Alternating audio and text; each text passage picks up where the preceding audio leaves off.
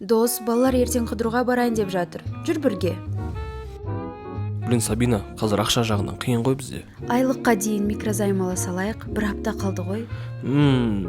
Давай ала салайық. Қайраттың тойына не сыйлаймыз? Өткендегідей микрозайм ала салайық. Аптасында жаба саламыз. Давай.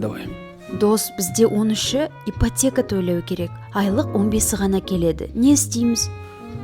Уайымдама, микро ала салам. Жақсы. Дос, Жанара күшті грилін салыпты. Мен де алайыншы? Давай микро алайық.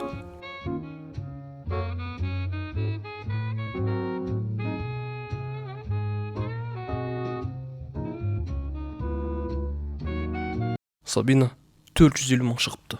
2 айдың ішінде ма? Жоқ, жай ғана процент.